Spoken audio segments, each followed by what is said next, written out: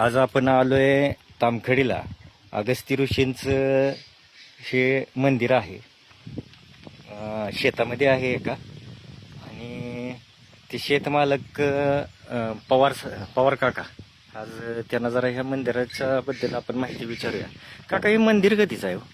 फार पूर्वी म्हणजे म्हणजे ह्याच्यामध्ये इथं अष्टविनायक आहेत.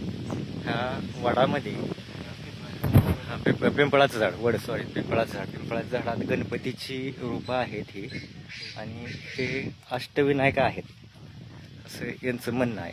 हा बघू शकता आपण या मंदिरावरती हे किती मोठं झाड आहे. पिंपळाचं झाड आहे, खूप मोठं आहे आणि खूप जुनं मंदिर आहे. आणि एवढं झाड वाढून देखील या मंदिराला इथं कसलेही हे झालेलं नाही, नुकसान झालेलं नाही. मंदिराला कव्हर करतंय हे झाड पूर्णपणे. हा, हे वारुळ वाल्मिक ऋषीचं वारुळ आहे. किती जरी माती काढली वाळ निर्माण होते.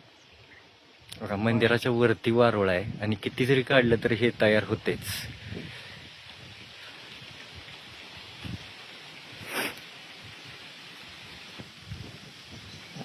तरी काका, कधीच असेल हे मंदिर? फार पूर्वीच आहे, 7-8 पिढ्याच्या आधीच आहे. कधीच 7-8 पिढ्याच्या आधी मंदिर नव्हतं हे. हा हे मूर्ती काढण्याचा प्रयत्न केला हे शेतकऱ्यानं.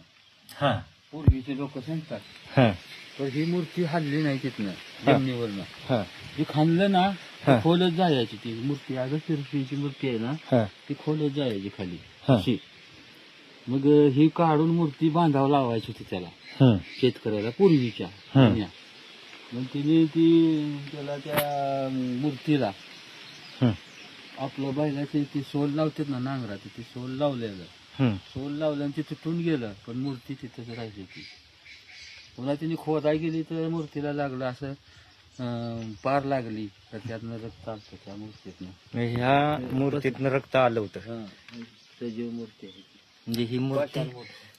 म्हणजे ह्या पाषाणातनं रक्त आलं, हा, म्हणजे ह्याच्यामध्ये जीव आहे. देव आहे. हा हा हा सप्त ऋषी म्हणजे ऋषीचा फार मोठा त्यांचं हे कार्य आहे. हा हा हा. हे जर ऋषी जर नसते हम्म, तर आपल्याला कायम अंधारच झाला असता, हम्म, हम्म, हम्म, असं काशीखंडा ग्रंथामध्ये आहे. हम्म. तुम्ही कधीपासून सेवा करताय काका? आपण आता आपल्याला कळतंय असं आपण सेवा करतोय. म्हणजे 10, 11, 12 वर्षापासून आपण येतो देवाला. प्रत्येक सोमवारी येतो, पाणी घालून जातो. हम्म, हम्म, 5 वर्ष आपण प्रयत्न केला रस्ता होण्यासाठी देवाला. हम्म, अजून काही यश आलेलं नाही आपल्याला, हम्म, हम्म. कळलं का? देवासाठी आणि शेतकऱ्यांसाठी दोन्हीसाठी आपण लढलेलो आहे. काय मला 2002 साली पाण्याचे पैसे मिळाले. ते बोर चालू होतं ना आता, हम्म, ते माझं 210 फूट बोर आहे. हम्म, त्याला कायम 2 इंची पाणी चालतं. 96 साली बोर पाडलेलं आहे. आता कायम 2 इंची पाणी चालतं. ना 2 टँकर मी पैशाला द्यायचो. काय त्याचे पैसे मला 21,000 रुपये मिळाले. हम्म, मग त्यातून 7,000ची ही लाईट माझ्या नावावर घेतली. हम्म, हम्म. ही लाईट तुम्ही मंदिरासाठी घेतली? मंदिरासाठी. आता एक बल्ब चालू असतो काय, हम्म, हम्म, हम्म. 24 तास पण चालू असते. हा हा हा बिल आपणच भरतोय. ते आमच्या चुलत भावाचं शेत आहे. हा हा. चुलत भावाचा आहे. हा, आमचं शेत नाही. हा हा हा म्हणजे आपल्याला 7-12 दिला सरकारी केलं, हा. तेव्हापासून जी चालू आहे लाईट. लाईट मीटर ही आत एक लाईट चालू आहे जेवण. हे आपण बघू शकतो की किती मोठा असा हा पिंपळाचा वृक्ष आहे. आणि तो वृक्ष बरोबर ह्या मंदिरावरती आलेला आहे. पूर्णपणे ह्या मंदिराला त्यानं कव्हर केलेला आहे. आणि विशेष म्हणजे मंदिराचा दरवाजा उघडा राहिला आहे. दरवाजा उघडा आहे, बाकी सगळीकडे त्याच्या त्या मुळ्या पारंब्याने पूर्णपणे झाकलेला आहे.